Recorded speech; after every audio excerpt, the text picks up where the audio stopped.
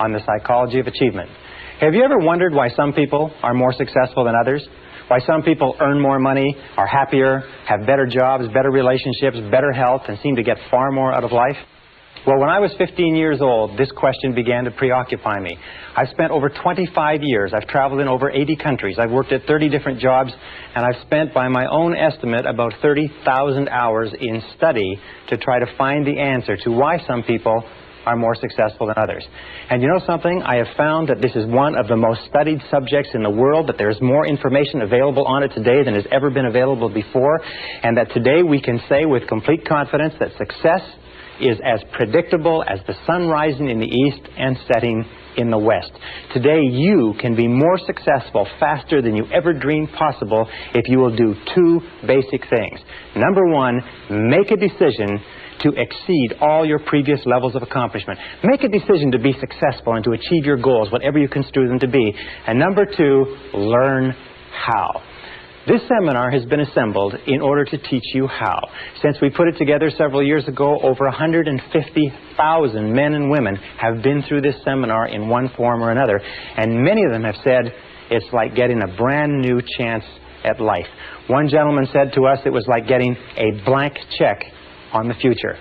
We're going to teach you in the next few hours some of the most important things that have ever been found, that have been discovered and rediscovered, that go back 4,000 years into history, science, religion, metaphysics, psychology, philosophy, and all esoteric fields of study have come to the conclusions that we are going to talk about in this seminar. If you will just use some of the things you learn in this seminar, it can dramatically change your results for the better. Now, in studying the subject of success, one of the things we have to do is put some preconceptions aside. One of the things that I began thinking was that in order to be successful, you had to be especially intelligent, or you had to have a great education, or you had to be terrific looking, or you had to have contacts, or you had to have luck. Do you know that these items have been examined thoroughly, and there's no correlation at all between success and intelligence, education, luck, contacts, and appearance? They are helpful in some cases, but there's no direct correlation. Success is based on other things.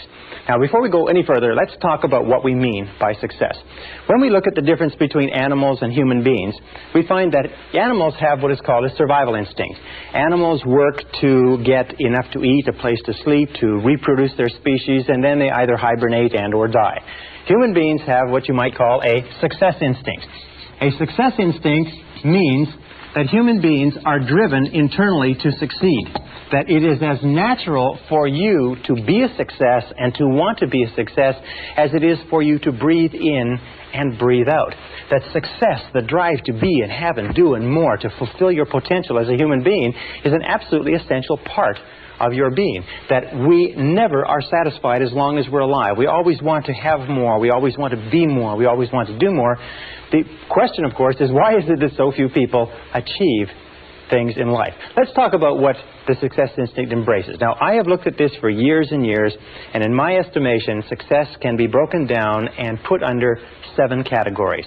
There are 7 ingredients of success, and if you have these 7, everything you could ever want in life can be put under one of these categories. So let's look at what we're talking about. Number 1, starting point of success, top of the hit parade throughout all of human history, is peace of mind. Peace of mind means that you feel content, at peace, relaxed inside. Peace of mind to a great degree means freedom. It means freedom especially from fear. Freedom from fear, freedom from stress, freedom from anxiety, freedom from want, freedom from lack, freedom from negative emotions, freedom from guilt, and so on. But peace of mind is the first and most important ingredient of success. Why? It's because if you get anything else in life and you don't get your peace of mind, you won't even enjoy it. Number 2 ingredient of success, health and energy. Health and energy. Health means that we have the health, we are freed from sickness, freedom from disease, freedom from pain, freedom from ailments, and so on, but also energy. We mean vitality. And today we know, as a result of exhaustive research in medicine and psychology, that there's a very close correlation between peace of mind and health and energy. Is that 80 to 90% of all the ailments that the human body suffers, including most of the reasons why we die before our time, have to do with disrupted peace of mind. Psychosomatic medicine is based on the discovery that psycho, the mind, makes soma, the body, sick. So therefore, as we strive for higher levels of peace of mind, we almost automatically have better levels of health and energy. Now, the third ingredient of success is loving relationships. Loving relationships means that we have the ability, the capacity to enter into long-term loving relationships with other men and women. It means that we have the ability to give of ourselves, to love, and to be loved. And the ability to enter into loving relationships is an essential part of being human. It is the one essential characteristic of our humanhood. And when we look at loving relationships, you'll find that almost all of the problems you have in life, about 80%, 85% of our problems in life, as they say, talk back. That 85% of all the success you'll ever enjoy in life is going to be determined by how well you get along with other people. The quality and quantity of our relationships is the true mark of how well you're doing as a human being. And as you know, that problems within your relationships, starting from early childhood all the way up through our adult lives, disrupt our health and energy, disrupt our peace of mind. If our loving relationships are stable, usually our health and energy is stable and we have great peace of mind. Now, how do you measure loving relationships?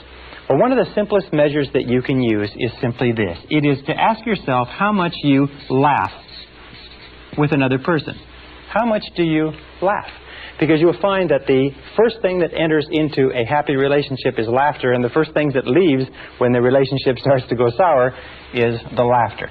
Laughter, because it is a completely spontaneous expression of life, is the true mark of a healthy personality and a healthy relationship, as you know from your own experience. Now, number 4 ingredient of success is financial freedom. Financial freedom means that you have enough money so that you don't worry about money. Now, some people have a tendency to say, well, success is just simply a matter of money and they're not interested in money. But the fact of the matter is that money is important. It takes money to buy clothes and books and to go to school and buy medical attention and to travel and to have all the good things in life. And every one of us, in order to be a success, has to reach the point where we know we have the capacity to earn enough money so that we don't worry about money. We have to reach the point where we can turn our minds to other things, higher things, to our relationships, to our health, to the improvement of our minds, to the expansion of our emotional and our spiritual life. But we all have to have the ability to earn more money. And the great majority of people, unfortunately, don't earn enough by their own estimation. In this course, you're going to learn how you can earn virtually all the money that you want in the course of your lifetime if you're willing to make the efforts and to pay the necessary price. Now, the 5th ingredient of success is worthy goals and ideals. Worthy goals and ideals. Sometimes when we talk about ideals, we mean values. And we know that values really lie at the core of the human being. What your values are determines almost everything that happens to you. Worthy goals and ideals are what give us a sense of meaning and purpose. Dr. Viktor Frankl, the founder of logotherapy, concluded after a lifetime of research that we as human beings need meaning and purpose. We need significance. You need to know that you're doing something that's important. You need to know when you get up in the morning why you're getting up. You need to believe in what you're doing. You need commitment. You need involvement. You need dedication. You need excitement in life. So therefore, worthy goals and ideals are critical. And worthy goals and ideals, of course, that are consistent with your values. What we have found, unfortunately, is probably 80% or more of people have little or no values. They have no sense of direction. They just wander. They do whatever someone else wants them to do. And this is a major problem that contributes to unhappiness. The 6th ingredient of success is self-knowledge, self-understanding. Self-knowledge, self-understanding. What does this mean? Well, it means that you know and understand who you are, why you do the things you do, what makes you tick. It also means that you have self-honesty. It also means that you have the character and the courage to face yourself honestly and squarely. As Shakespeare said, warts and all. You have the honesty to face your strengths and weaknesses. You have the honesty, if you like, and the integrity to look into yourself to fully understand why you do what you do. What makes you tick? And in this seminar, by the way, we're going to give you an enormous amount of information on why you are the way you are and how you can change it in a very positive way if you're not happy with it. Now, the 7th ingredient of success is really a result, and it is a sense of personal fulfillment. It is a sense of personal fulfillment, what Abraham Maslow called self-actualization. Self-actualization is the feeling that you are becoming everything that you're capable of becoming. Self-actualization means that you feel every single day that you're moving toward the fulfillment of your inherent possibilities. And self-actualization comes as a result of having worthy goals and ideals, having loving relationships, having a high degree of self-knowledge and self-understanding, which generates health and energy, peace of mind, loving relationships, and so on. Now, the interesting thing is, the tragedy is the great majority of men and women today achieve so little. On a score of 1 to 10 in terms of human potential, the average person is functioning at far, far below what they're capable of.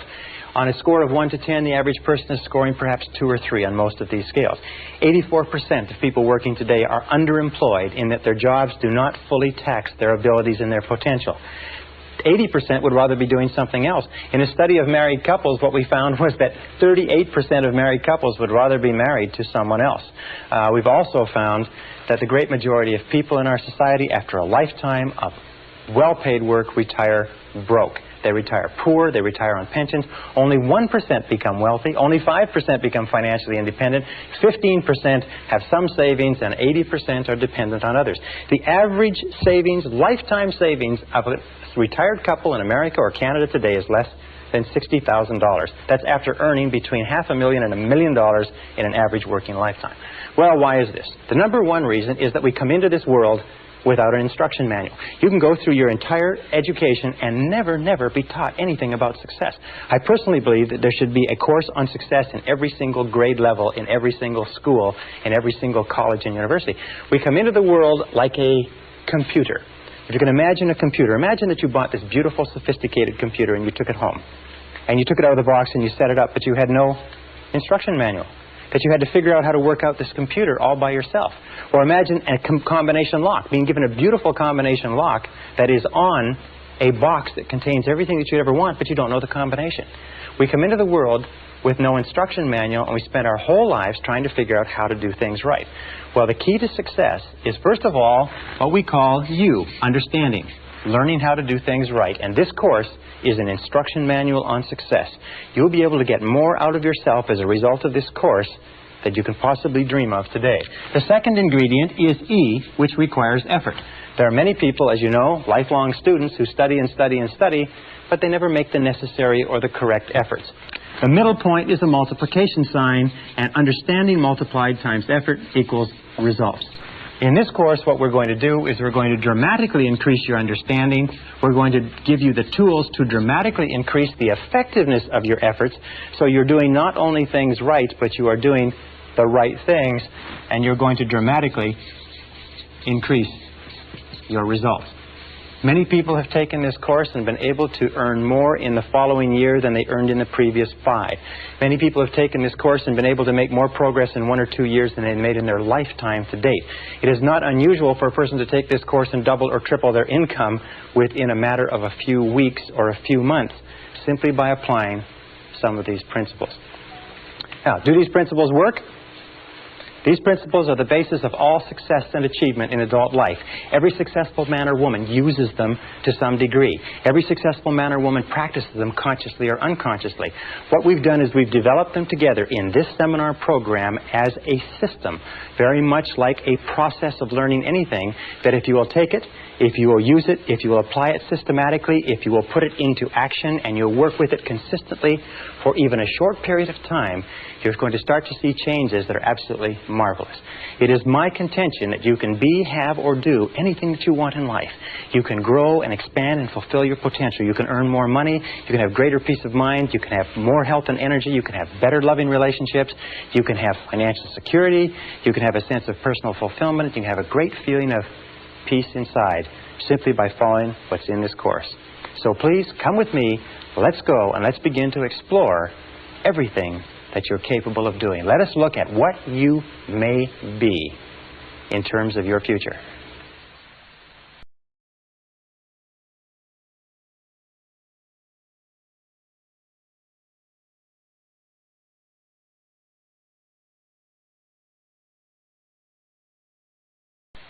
Session 2, 7 Mental Laws.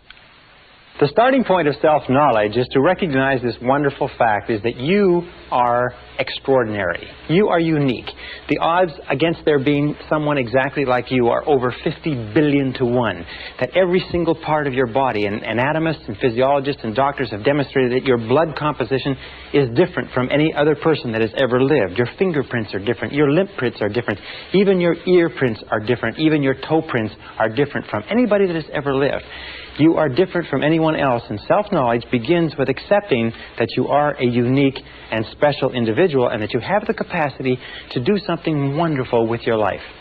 Now, that being said, you are also the same as everybody else with respect to certain basic principles. Throughout the history of mankind, the most intelligent men and women who have ever lived have sought answers to the question of the human dilemma. What can people do in order to change the quality of their lives, their relationships, and their results? The great philosophers, the great metaphysicians, the great scholars have pondered over this sometimes for their entire lifetimes. In our century, I know men and women who spent 10, 20, 30, 40, even 50 years studying success and achievement to find out what general rules and principles we can draw upon to be more successful. The first thing that we have to start with, the basis for this entire course, the psychology of achievement, is this, is that you are a mental creature. The only thing that makes you truly unique is your mind. Everything else you have in common, as Eugene O'Neill, the playwright, said, with a horse or a pig. Your mind is what makes you unique. Your body simply carries your mind around. And just as electricity works on laws of electricity, and physics works on laws of physics, and nature works on laws of nature, there are certain mental laws that determine everything that happens to you. And these mental laws are as inexorable as the laws of gravity. They work 100% of the time. And every single success you have in life comes from living your life in harmony with basic mental laws, and every problem or difficulty you ever have in life comes from living your life out of harmony with those basic laws. Now, mental laws work 100% of the time, like gravity works 100% of the time. What it means is that if you step off a 10-story building in the city where you're living, or in London, England, or in Lima, Peru, you're going to go splat on the sidewalk, whether you know about gravity, whether you believe in gravity, whether you agree with gravity, or whether gravity is convenient for you, it's going to work on you nonetheless. The mental laws are exactly the same, and in this course I'm going to introduce you to about 20 mental laws, some of which are more important than others, but all of which it is critical for you to understand. Now let's start with the first of the mental laws. The first mental law, and by the way, these laws have been written about and studied for century after century, and many of them have been tested in our leading universities, research institutes, and think tanks in the last few years and found to be as true as they've ever been imagined to be. The first law is what we call the law of control. Now, the law of control is very simple. It's the basic law, and we'll come back to it over and over again. It says simply this. It says that you feel good about yourself, you feel positive about yourself, to the degree to which you feel you are in control of your own life. Or you feel negative about yourself to the degree to which you feel you are not in control of your own life. All you have to do is look at your life today and ask yourself, what parts of your life do you feel the best at? What parts of the life do you feel most in control? You'll find those are the places where you are the happiest. And since the supreme human good is to achieve a state of happiness, which is expressed in peace of mind and health and loving relationships, control is absolutely essential. Psychologists today call this the difference between an internal locus of control, which is feeling that you're in charge of your own life, versus an external locus of control, which means the feeling that something outside of you, your bills, your relationships, your job, your health, are somehow controlling you. As a matter of fact, locus of control research, and there are many tests that you can take to determine where you are on this chart in terms of locus of control and what areas of your life you feel more in control and less in control. People with a very high internal locus of control are high achievers, they are more successful, they're more self-determined, they're happier. And many of the things we're trying to do in this course is to give you a far greater sense of control, of being in charge of every aspect of your life. Now, control begins with, first of all, your thoughts. Interestingly enough, your thoughts, what you think about things and how you think, determines your values. It determines what is going on inside you. Once they are stored away, your thoughts determine your feelings. It's how you think about something that determines your feelings, whether you are happy or unhappy, whether you are scared or confident. Your feelings then determine your actions. So we start off with the law of control, saying that the key to success is to feel that you are the master of your own destiny, that you're behind the steering wheel of your own life. You're in charge of your life by taking full and complete control over your thoughts. Your thoughts will control your feelings will control your actions, and your actions, remember, it's always your actions, will determine your success or your lack thereof. So the law of control is important. Now, as opposed to the law of control, we have what is called the law of accident. Now, the law of accident is really a metaphysical principle. It is only a law, like a traffic law or like a legal law, to the degree to which we live by it consistently. The law of accident is what about 80% of the population live by, plus or minus. The law of accident simply says that by failing to plan, you're planning to fail. Failing to plan is planning to fail. Now, the majority of people don't believe that they're living by this, but if you look at their lives, you see that that's true. Failing to plan means planning to fail. These are the sort of people that say, well, it's not what you know, it's who you know. It's being in the right place at the right time. It's luck. It's the luck of the draw, and so on.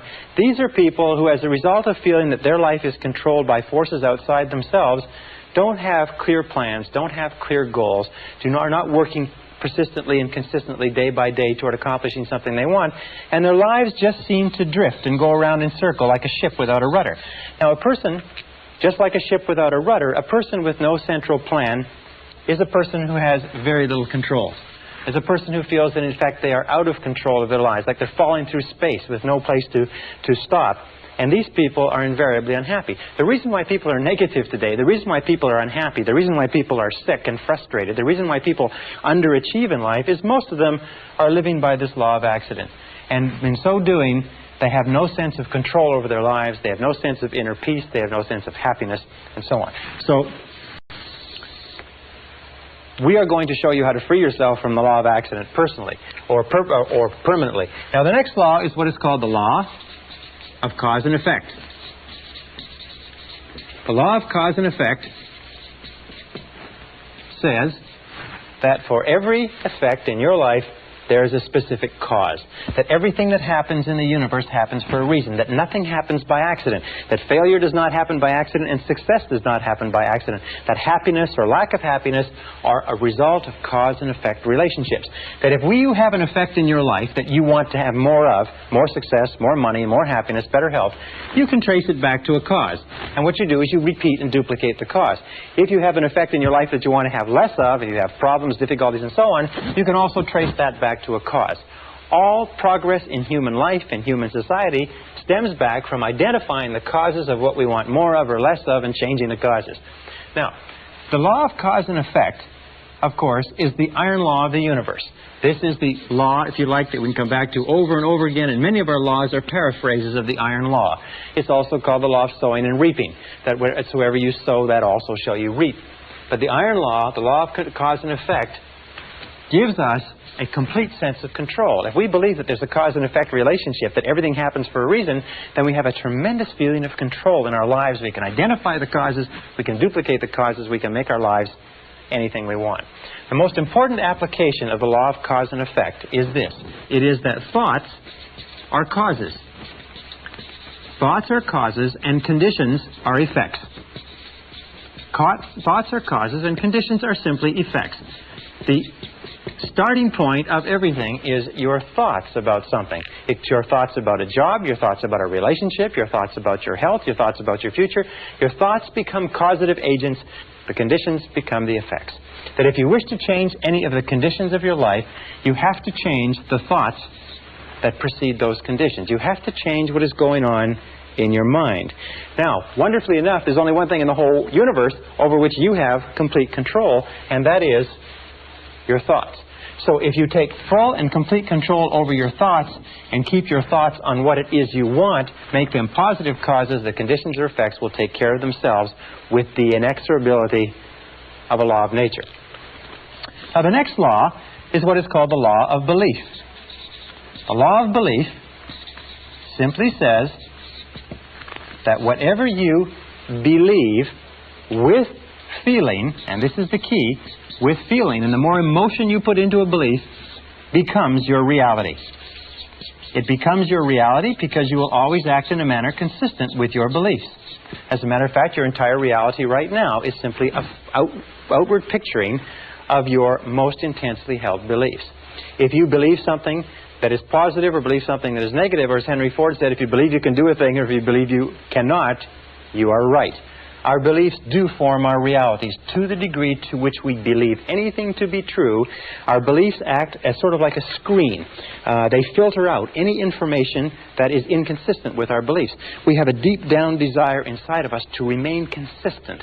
So we're always trying to view our world, rationalize our world, interpret our world so that it is consistent with what we have already decided to believe. We develop what is called scotomas. A scotoma is a word in psychology that simply says that we develop blind spots. We do not see opportunities if we are convinced that there are no opportunities. We do not see possibilities for success if we don't believe that success is possible for us. However, if we begin to change our beliefs, we begin to change our realities. Let me give you an example.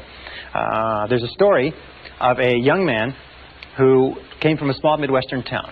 It's a true story. It was reported in the psychological journals a couple of years ago. He got straight A's all through junior high school and high school. At the end of the 12th grade, he wrote his Scholastic Achievement Test to go to university. A few weeks later, he got back a letter from the university saying, "You have scored 98 on the Scholastic Achievement Test, and you're hereby admitted to the university for the fall semester." Well, he didn't know very much about Scholastic Achievement Tests, and he thought that the 98 was an IQ score. Now, an IQ score of 98 is slightly below average and is about 20 points below what is necessary for college-level work. He was convinced, and he just discarded his entire high school career, all the A's that he's gotten. He was convinced that he could not do college-level work, but he went off to college in the fall. After the first semester, he was failing or nearly failing in every subject. His counselor called him in and said, "What seems to be the problem? You did extremely well in high school. These courses are only 1 degree of difficulty removed from your high school courses. Are you having problems with girls? Are you having problems with drugs? Having problems adjusting? What is it?" He said, "Well, sir," he said, "I'm doing the very best I can, but you can't blame me. I've only got a 98 IQ. And the counselor had his file in front of him. He said, "What are you talking about?" He said, "Well, in my letter of admission to the university, it said that I got a 98 on the Scholastic Achievement Test." He said, "Son, that's not an IQ." They said, "That's not an IQ. That is a percentile. What that means is that you scored equal to or higher than 98% of the students in the country who wrote that test. You're one of the brightest kids in this university." Well, this young guy went out. He checked on the Scholastic Achievement Test. He found it was true that the 98 was a percentile, not an IQ. He went back to his courses, and 2 years later, he was in the top 10 in a 30,000 student university. He was leading in all of his classes. Once he changed his reality, once he changed his beliefs about his intelligence, his reality changed automatically. Now, an important point with regard to this is that every one of us has self-limiting beliefs. Every one of us believes ourselves to be limited in some way. Every one of us believes ourselves to be limited in intelligence, creativity, money-making ability. I can't sell. I can't speak in front of audiences. We tend to think that we are not capable of being on time. We're not mechanically inclined, and so on and so forth. But exhaustive research demonstrates that talents are pretty evenly spread throughout the population. That most of the limitations we have do not exist in reality. They exist only in your own mind. And one of the starting points of great achievement is to start questioning those self-limiting beliefs and throw them off and act as if they did not exist. And when you act as if they didn't exist, lo and behold, they simply disappear. Okay, the next law is what is called the law of expectations. Now, the law of expectations is a law that has been talked about throughout all of human history. Just like in the law of belief, William James of Harvard said, "Belief creates the actual fact. As a man thinketh in his heart, or as he believeth, so is he." The law of expectations over and over says, what you expect, you get. You get not what you want, but what you expect. That your expectations, especially your expectations about outcomes, how you think things are going to turn out, become your own self-fulfilling prophecies.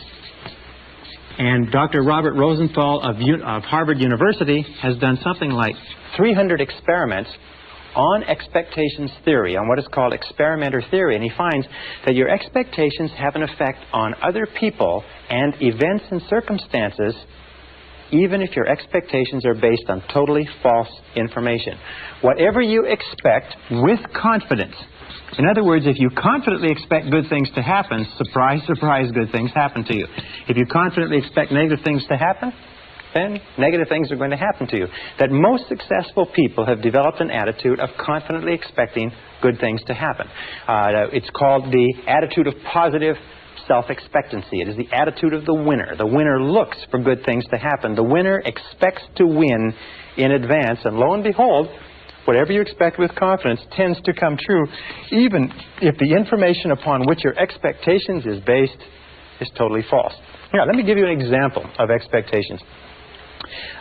Some years ago, Dr. Rosenthal, after conducting a variety of different experiments, came to the conclusion that the expectations that teachers had of students was having a tremendous effect on their ability to learn and their grade level averages. So he put together a series of experiments, and then one major experiment which was tremendous. He went to the San Francisco Bay Area, and at the beginning of the school year, he had the principal call in 3 teachers. The 3 teachers were told that by the principal, as a result of teaching excellence, they had been singled out as the 3 best teachers in the school, and that they were going to be given 30 students each of the brightest students in the school identified by IQ tests at the end of the last semester. They would be able to teach these students for the entire year, and it was estimated by experts that these students would jump in scholastic achievement an average of 20 to 30% over the course of that school year. Now, the teachers were told that one of the conditions was that they mustn't tell the they mustn't tell the students, and they mustn't tell their parents. They must continue to teach the same way, and classes were carefully monitored to make sure that they taught the same way they taught before, but only they would know that they had been given 30 bright students each to teach for the whole year. The teachers were delighted. The teachers went out. They were excited about this. They worked hard with those students. They spent time after school with them. They got really, really involved in teaching more than they ever had before. And at the end of the school year, lo and behold, those 3 classes led not only the school, but the entire school district in academic accomplishment. At the end of the year, they called the 3 teachers in. They sat them down and they said, well, you've had a good year. And they said, yes, well, it was great. Those kids were so bright. They were so eager to learn. They said, well, maybe we should tell you the truth, that this was an experiment. And the fact is that the beginning of the school year, we selected the names of 90 children by lottery from the school population at large and assigned them to your class. We didn't even know what their IQs were. They said, well, that's remarkable. Well, how could it have happened that they did so well? And then they looked at each other and said, well, of course, it's because we are the 3 most excellent teachers in this school. They said, well, the other side of it was simply this, is at the beginning of the school year, we put all the teachers' names in a hat, and yours were the first 3 names that were drawn. So this is what is called a double-blind experiment. They held constant for everything but expectations. Now, the expectations on the teachers were explicit. We believe that you are excellent teachers. The expectations of the teachers on the students were implicit. They were never spoken. The teachers just treated those students as though they were really intelligent, and the students bloomed and blossomed. And in one of the classes, a student from beginning of the year to the end of the year jumped 25 IQ points. In a subsequent experiment, a student jumped as much as 27 IQ points, which is to prove that high expectations teachers bring out intelligence in students that is completely unheard of. Marva Collins, the famous teacher in the Chicago inner city, has found that if you treat students as though they're intelligent and talk to them and work with them as though they are really bright, they will absolutely astonish you in terms of academic accomplishment. All right, this brings us to the critical role of expectations in your life.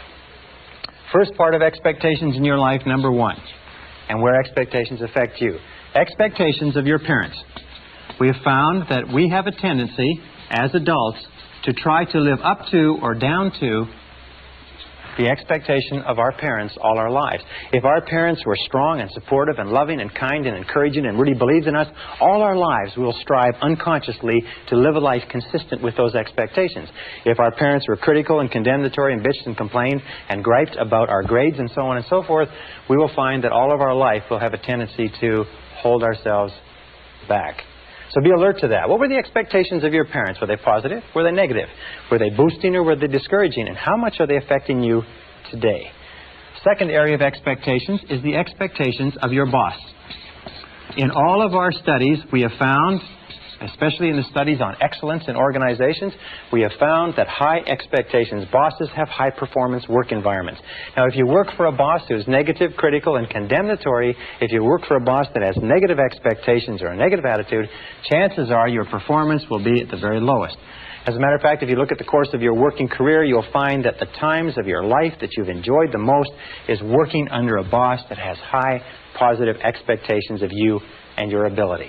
Isn't that correct?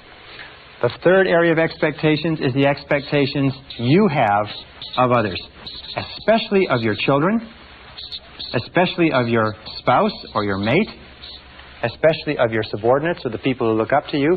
You see, we are profoundly affected by the opinions of anybody we respect, by the attitudes toward us of anybody we respect. And if you have high positive expectations of the people around you, especially your children, they will rise to fulfill those expectations. So the basic rule with regard to this is always expect good things of other people. In word and deed, tell them continually, I believe in you. And number 4 area of expectations is the expectations you have of yourself. In the final analysis, these are the most powerful. If you have high positive expectations of yourself, you'll be astonished at what it will mean to your life. Always expect the best. Always expect the best. And here's a little exercise which I learned from one of my graduates, one of our live seminars. He found that by starting off every day with this simple little exercise and saying to himself, I believe something wonderful is going to happen to me today. I believe something wonderful is going to happen to me today. I believe something wonderful is going to happen to me today. That this little exercise changed his whole attitude. That he went through the whole day with the attitude of somebody with a confident self-expectancy. That everything that happened during the course of the day, he thought, maybe this is something wonderful that's going to happen to me.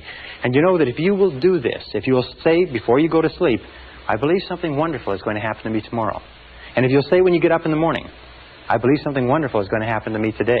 And if all day long you say, I believe something wonderful is going to happen to me, you'll find that as you go to sleep the next night, and try this today, it's a very powerful exercise. It sounds a little bit corny, but it's a very powerful exercise. If you'll try it, you'll find that when you go to sleep, you will not be able to think of all the wonderful things that happen to you. You'll just be surprised that your parking spaces will open up and friends will call and you'll get checks in the mail. Just your life will be a series of really positive, happy experiences. So always expect the best. I believe something wonderful is going to happen to me today, and by the inexorability of a law of nature, it's going to happen to you.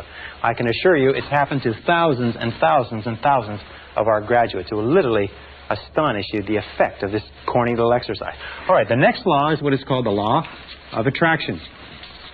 Now, the law of attraction simply says that you are a living magnet. You are a living magnet. And that you inevitably attract into your life the people and circumstances that are in harmony with your dominant thoughts. In the universe, we know that all of energy is in a state of vibration. That everything is vibrating. Even this board is vibrating. Your skin is vibrating. Every substance is vibrating because of its molecular structure. And we also know this is a law of radiation. That everything is vibrating outward. The process of entropy. And we find that whatever you are thinking, your thoughts are also a form of energy that is vibrating and radiating out from you and that travels at the speed of light so that you can affect people and circumstances at great distances. Have you ever had an experience where you're thinking about somebody and the telephone rings and it's them? Have you ever had an experience where you phone somebody else and they say, we were just talking about you? It just leaps into your mind? Have you ever had an experience when you're in tune with your husband or wife and you think, you know, I'd like to go out to dinner at such and such a place tonight, and you call home and they will say, why don't we go out to dinner at such and such a place? These are all examples of this law of attraction. The law of attraction is considered by many to be one of the most important laws of human existence. In this, you will always attract to yourself, positive or negative, people and circumstances that harmonize with your dominant thoughts. That whatever you're thinking on a continuing basis, you're attracting into your life. You're drawing it into your life like a magnet. That's why it's so important that you keep your thoughts on what you want, keep your thoughts on what you desire, and keep your thoughts off of what you don't want. And by the way, as you advance and develop and become more proficient and more sharp with these methods, the law of attraction will work faster for you and with greater accuracy. So be careful. Use it right. The last law we'll talk about in this session is called the law of correspondence. The law of correspondence is a law that says, and it's quoted by Jesus, as within, so without. As within, so without. And what it simply means is this. It means that your outer world is a mirror. And that's probably the best word. Your outer world is a mirror, and it simply reflects back to you what is going on in your inner world. That your outer world is the result of your inner world. That what is going on within determines what is going on without. That if you want to change your outer world, you have to change your inner world. Now that means that you can look at your words, you can look at your level of health. What is going on in terms of your physical health is largely determined by what is going on in your mind. What is going on in your relationships is the most perfect example, because you find that when you are feeling good inside, your relationships go smoothly. When you're feeling negative or stressed inside, your relationships go poorly. Your relationships are the mirror image reflection of the quality of your own personality. You can tell how healthy your personality is by looking at the relationships around you. Your wealth is a very important thing. The level of financial wealth, the level of comfort that you have, is a direct relationship of what you have put into your mind in terms of thought and preparation for achieving wealth and affluence. If you wish to be more successful on the outside, you have to be more successful on the inside. And the more you go to work on the inside, which is the only part of your whole life that you can control, the more you go to work on the inside, the more rapidly your external world changes. The big mistake in life, and the reason why most people are unhappy, is why? It's because most people try to change the external world, which they cannot control, and they leave the internal world messy. It would be the same as trying to make an automobile run better by washing the outside of it, polishing the outside of it, and changing the tires. No, you've got to go to work on the inside workings. As you change your mind, as you change what is going on inside, you change what is going on outside. Now, many years ago, Earl Nightingale, a great success philosopher, woke up in the middle of the night with a quotation which changed his life and changed the lives of millions of others, which sort of tacks on to all of these laws that we're talking about. And it was simply this, is you become what you think about. You become what you think about. And since the only thing that you can control is your thinking, if you change what you are thinking about, you will begin to change your reality. If you change what you expect, you change what you believe, you change your dominant thoughts, you change your inner workings, you begin to attract into your life people, circumstances, events, opportunities, and everything consistent with your new thoughts. The reason people are unsuccessful is they think thoughts of unsuccess or failure. Another line, which is very, very important, says that all causation is mental. We live in a mental universe. All causation is mental. If you wish to change your universe, you have to change your mentality. And this brings us to the most important line of all, which is simply this. And let me write it over here. If you change your thinking,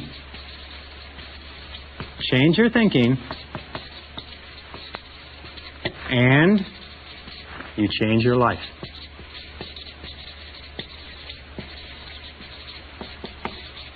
Change your thinking, and you change your life. Now, over the course of years, you have accumulated and gathered an enormous amount of information. You've accumulated and gathered an enormous number of experiences, some of them positive, some of them negative. Every single one of them is stored away. Every single one of them is having an effect on what is happening to you right now. In the New Testament, Jesus had a beautiful line, which I refer to and I think about all the time. He said, "By their fruits you shall know them." And what it simply meant was that you can tell what is going on inside the person, what the fundamental character and thought life of a person is, by looking at the fruits of their external life, by looking at their health, looking at their relationships, looking at their levels of success. If you change your thinking, you change your life. And as we proceed through this course, we're going to show you systematically how you can change your thinking and bring it into perfect correlation inside with the type of successful, happy, dynamic, vital, living, successful life that you desire on the outside.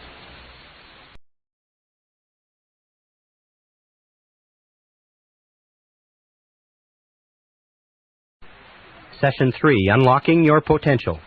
When we talk about human potential, have you ever wondered what accounts for the huge disparity in results and performance between one person and another? You know, a person who's making $250,000 a year is not 10 times smarter or better than a person who's making $25,000 a year.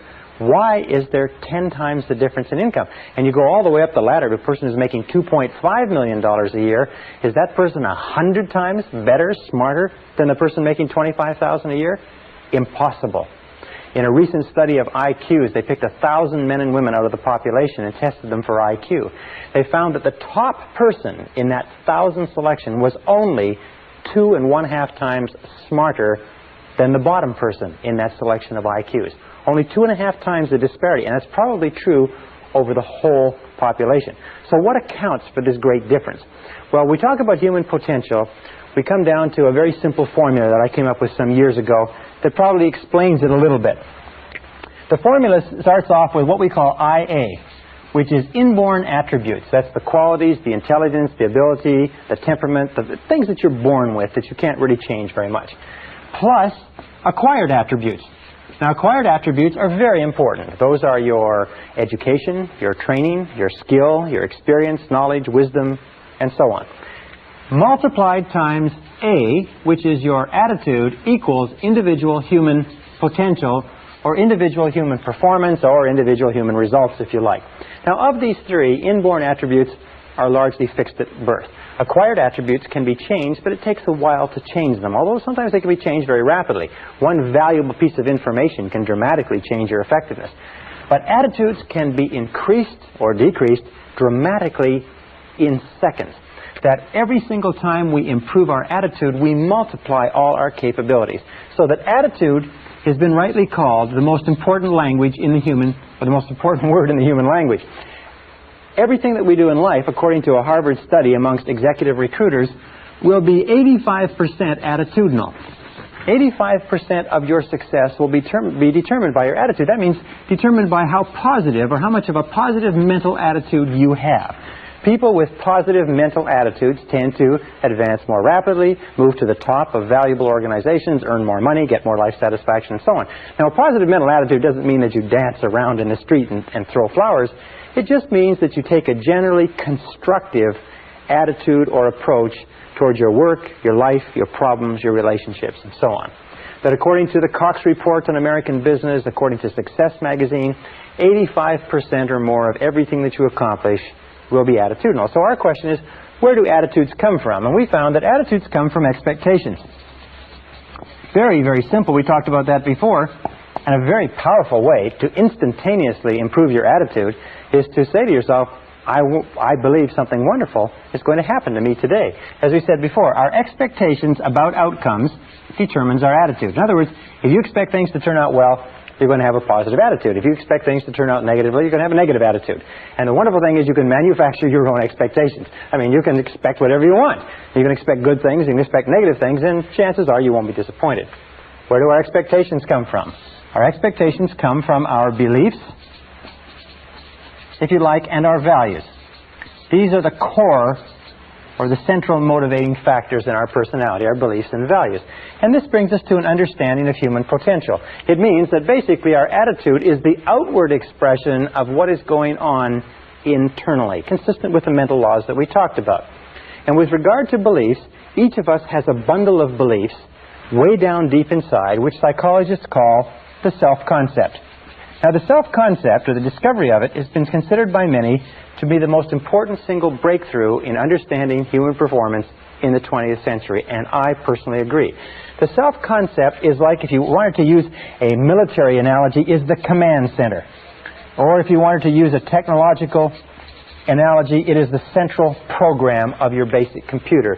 It is a bundle of beliefs, values, attitudes, feelings, ideas, and so on, which are stored away down inside, which are a result of virtually every experience you've ever had in your life.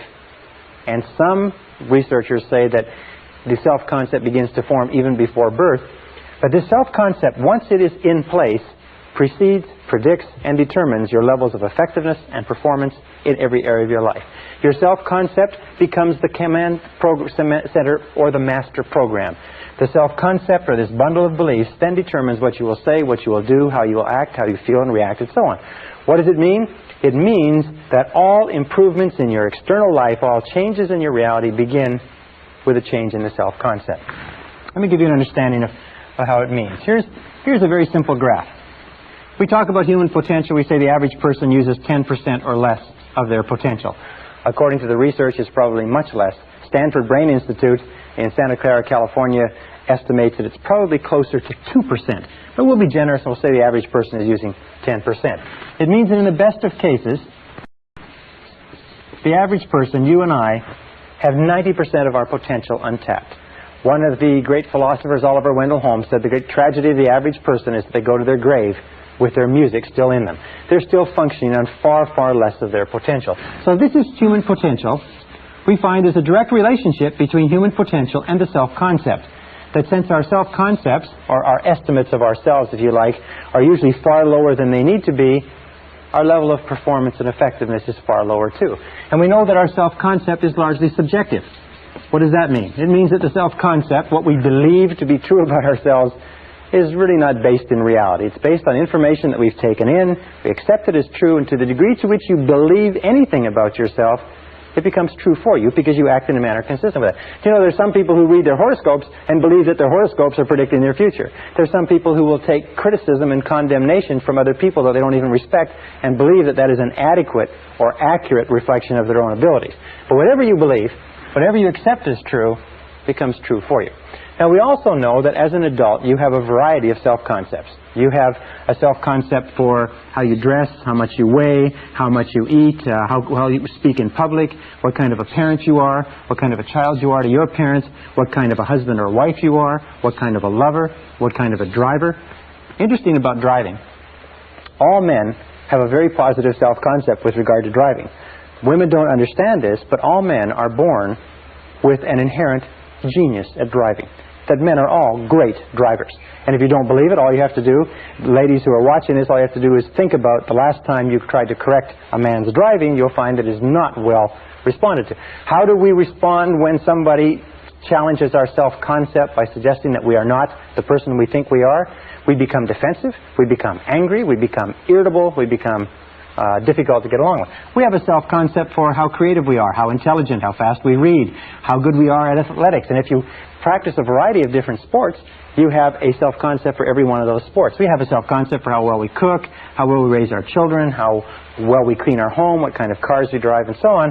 We also have a self-concept for what it's worth, for how much money we earn. Interestingly enough, you can never earn more than 10% above or below your self-concept level of income. That your self-concept determines your income level. This self-concept level is called your comfort zone. And even if you want more money, you will find that the natural human tendency of all action is to struggle and strive to get into a comfort zone and then to stay there. That if you earn 10% or more above your self-concept level of income, you will have an irresistible urge to get rid of the money. You'll give it away, you'll spend it, you'll blow it, you'll spend it extravagantly, you'll even lose it if you get enough. That's why people who win lotteries are often flat broke 2 or 3 years later. They just burn the money because the money is far beyond their self-concept. If you go 10% or more below your self-concept level of income, you find yourself scrambling. You work harder, you work longer, you think more creatively, you look at different ways to increase your income or second income opportunities. The only way to improve any part of your life, including your income, is to raise your self-concept level of income by beginning to think about yourself continually in terms of earning more money. If you want to lose weight, the only way you can lose weight is what? Is to think thin, by beginning to think of yourself as a thinner person. If you want to become a more popular, a more loving, a happier person, a healthier person, you have to begin to think over and over about those things until they become part of your new self-concept. And we'll talk about that a little bit later. It's an essential part of programming your mind for success. Your overall self-concept is determined by the average of your self-concepts in all the areas that you consider important. Now, your self-concept is made up of 3 critical parts. The first part of the self-concept is the self-ideal. The self-ideal is the person you would most like to be. It is your idea of what constitutes a winner. It is your vision or your mission or your ideal of the very best you that you can be. Now, one of the things that we know about successful people is this. Successful people have very clear self-ideals. They have very clear ideas of who they want to be in the future. Unsuccessful people have very vague ideals. Number 2 is your self-image. Your self-image is a picture of the way you see yourself and the way you think about yourself. Your self-image, the inner mirror, is how you perceive yourself now and determines your current performance on a day-to-day basis. The third part is your self-esteem. Now, your self-esteem is how you feel about yourself. How you feel about yourself is the engine force, it's the motor, it's the power force within your subconscious. It's the power force within the self-concept, and it determines virtually everything that happens to you. The best definition of self-esteem is how much you like yourself. How much you like yourself as a parent, how much you like yourself as an employee, how much you like yourself as a boss, how much you like yourself as a money earner, a professional speaker, an athlete, and so on. How much you like yourself, your level of self-esteem, your overall emotional feeling about any area of your life determines your performance and effectiveness in that area. Wonderfully enough, since you become what you think about, your self-concept is malleable, your self-esteem can be built by repeating over and over again, I like myself. I like myself. I like myself. I like myself. I like myself. I like myself. The more you say, I like myself, I like myself, I like myself, the more you repeat that over and over again, the more your self-esteem goes up. The more your self-esteem goes up, the more your overall self-concept goes up. When your overall self-concept goes up, you perform better at everything else that you attempt. That every single time you say, I like myself, I like myself, I like myself, I like myself, I like myself, it's like pumping yourself up psychologically. Everything that happens that causes your self-esteem to go up causes you to perform better. Everything that happens that causes your self-esteem to go down causes you to perform worse, make more mistakes, be unhappier, and so on. Now, a critical point about liking yourself, about self-esteem and self-liking, is that number one is you can never like or love anybody else more than you like or love yourself. That your level of self-esteem is the determinant of the quality of the relationships you have with others. And number two is you can never expect anybody else to like or respect you more than you like or respect yourself. That how much you like and respect yourself determines their attitudes toward you. Every single school of psychology today is coming to agreement on the fact that how much you genuinely like and accept yourself as a valuable and worthwhile human being has an effect on everything that happens to you. How much you like yourself. And what you can do is you can improve your self-esteem, but then I like myself, I like myself, I like myself, I like myself, I like myself. Well, this brings us to the question of where does self-esteem, where does the self-concept come from? And we found that self-concept, if anything, self-concept is malleable in that you are not born with a self-concept. Is that you're not born with any idea of yourself. You're not born with self-image or self-esteem. That you're born in a way as pure potential. It's probably the best way to put it. The average person comes into the world as pure potential and has no self-concept. That everything you are today, every feeling that you have, every attitude or value, you had to learn over the course of your lifetime. We also know that the child comes into the world with a very high need for love and touching. And a tremendous amount of research indicates that we need a lot of love and touching all of our lives, but especially in our formative years, because as a child, we learn who we are, how valuable we are, whether we're important, intelligent, attractive, lovable, funny. We learn all of these things by the way our parents treat us. If our parents, our siblings, our aunts and uncles, but especially our parents, treat us like we're really important kids, then we grow up thinking that we're really important. If our parents do not, then something else happens. We know that the first few years of life are the most important in developing the self-concept. That a child starts off at 0 when the child is born with no idea of who she is or who he is or how valuable they are. And in the first, second, third, fourth, and fifth years of life, and the psychologists used to think it was 5 years, but now they're saying it's 3 years. In these first 3 years of life, children learn who they are. They say if you give enough high quality and quantity of love to a child in the first 3 to 5 years, you set them up for life. You set them up on a solid foundation of self-esteem, self-confidence, self-worth, self-value. As a matter of fact, there's a direct relationship between the quality and quantity of love and the development of healthy personality. That the more love, unconditional love that a child receives in those formative years, the stronger is the foundation of the personality.